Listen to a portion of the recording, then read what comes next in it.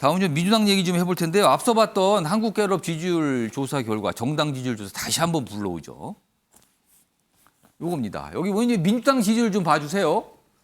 8월 4주니까요, 이 정도죠. 이렇게 쭉. 그런데 이 사이에 이제 뭐 새로운 지도부도 구성이 됐고요. 근데 30% 초반까지 갔다가 다시 반등하는데 36%. 그 이상을 올라가지 못하고 있거든요. 이렇게 잡혀 있는 모습이 분명히 나타나고 있거든요. 자, 그런데 이제 많은 이유, 아까 홍정민 의원께서 분석해 주셨는데 그 중에 하나가 이른바 당대표의 사법 리스크, 이것도 영향을 미치는 거 아니냐. 이 얘기가 계속 뭐 많이 나왔잖아요. 지금도 나오고 있는 상황이고요. 자, 이 사항이 있는데요. 다음 이제 수사 사항 좀 정해내 드리죠. 다음 보겠습니다. 성남 FC 후원금 의혹. 지금 요거 검찰에서 수사 진행 중인데 이재명 정진상도 공범이다. 공소장에 이렇게 돼 있다는 겁니다. 공범이라고. 아, 요것도 이제 지금 민주당에서 이제 발칵했고요. 요 내용이 어제 좀 알려지기 시작했습니다. 지금요. 여기 보면 기업 이름도 나오죠. 여기 보면 이재명 정진상 담당 공무원 공모 이렇게 공소장에 적혀 있다는 겁니다.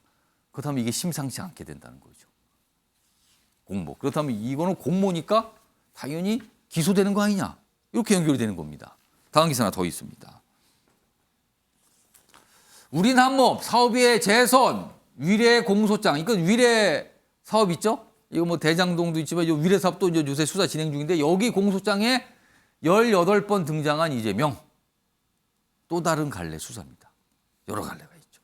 자, 그럼요. 앞서 성남 FC 건 관련해서 요 공소장에 공모란 내용이 들어가 있다. 이 부분 관련해서 여야 논평이 좀 나왔거든요. 묶었습니다. 보시죠.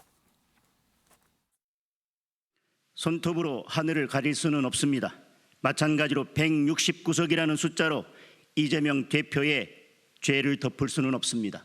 성남FC의 역사를 부정하고 욕설 전국을 벗어나기 위해 범죄로 몰아가고 있습니다. 검찰이 무슨 근거로 이재명 대표를 피의자로 적시했는지 의문입니다. 자, 지금 방금 들었지만 민주당에서는요, 지금 범죄로 몰아가고 있다. 이렇게 규정을 했습니다. 그런데 사법 절차는 진행 중인 거죠. 수사는 진행 중인 겁니다. 그래서 지금 기사에서는 이재명 대표가 기소될 수도 있을 것 같다. 이렇게 지금 판단을 하고 있어요. 자, 홍정미 전 의원님. 이른바 이게 이제 사법 리스크, 그동안 계속 나왔던 사법 리스크가 이제 현실화되는 거 아니냐. 이런 시각이 요새 많거든요. 자, 민주당에서 분명히 이거는 굉장히 반발하지만 타격을 입을 수밖에 없는 상황 아니냐. 특히 아까 지지율과 연관해서 보면 그렇거든요. 그러면 당에서는 어떻게 판단하고 계신데, 그리고 어떤 대책이 있는 건지 이걸 좀 말씀해 주시죠. 예, 사실 이 성남 FC 사안은 경찰이 4년 동안 수사했는데 무혐의로 판단한 사안입니다. 이걸 다시 이제 재수사를 검찰이 하고 있는데요.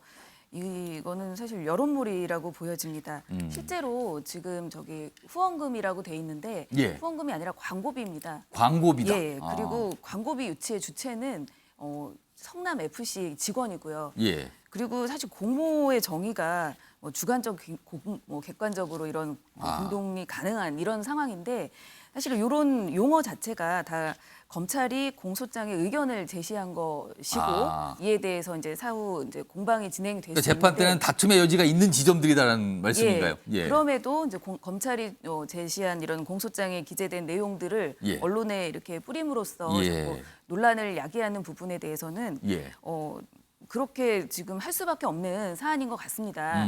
지금 사실은 아까 논의됐던 이런 그런 당권 경쟁, 국민의힘의 당권 경쟁 보면 유승민 의원님 그리고 뭐 이준석, 안철수 후보 관련해서 사실은 저 외부에서 볼 때는 당권 경쟁보다는 대권 경쟁에 더 가까운 느낌입니다. 아까 최 의원님도 말씀하신 것처럼 임기 초반에는 이렇게 좀 뭐라 해야 되지? 당정청이 협의할 수 있는 그런 당권 주자들이 보통은 각광받게 돼 있는데 그렇지 않은 분들이 언론에 많이 등장하는 거 보면 사실 윤석열 정부의 그 조기 레임덕 징후라고 보여집니다. 이런 상황에서 어떻게든 이제 여론전을 하고 있는 것으로 보이고요.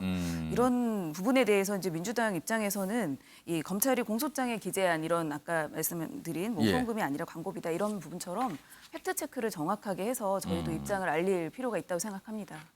윤경호 의원님. 사실 민주당은 강하게 반발하지만 현실적으로는 이런 수사 진행되는 거 민주당에서는 속수무책 아닙니까?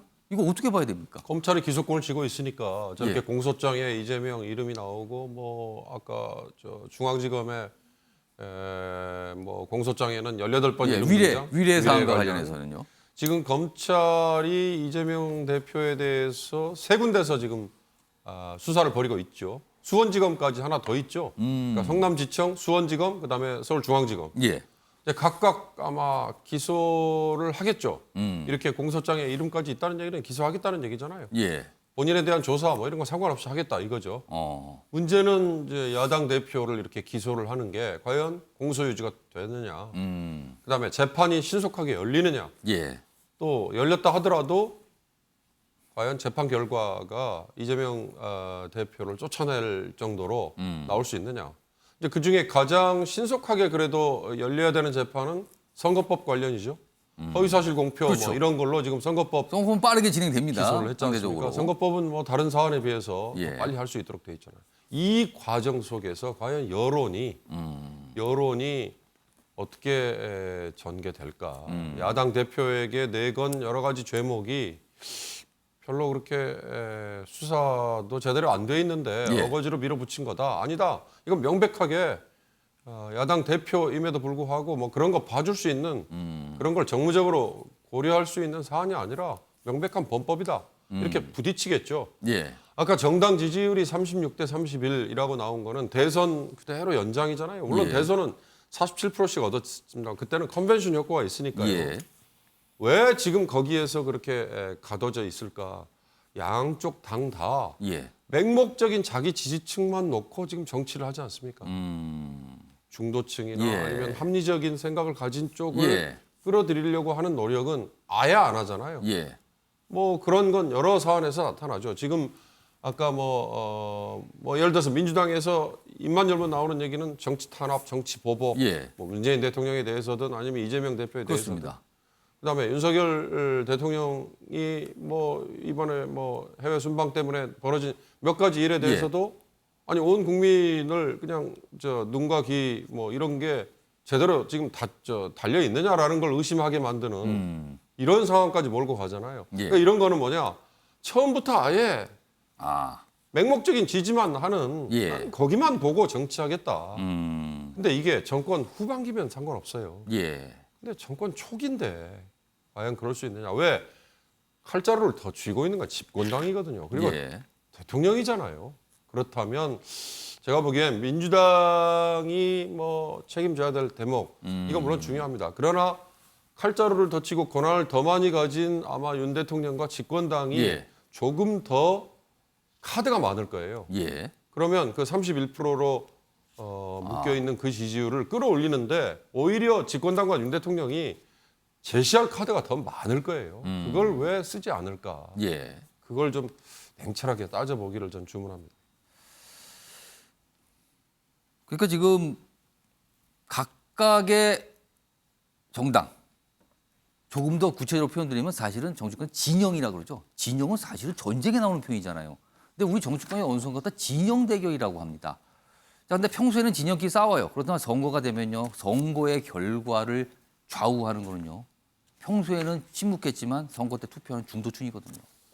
자, 중도층을 바라보면서 뭔가 여론이 움직이길 바라는 양쪽의 모습 좀 길게 소개해드렸습니다.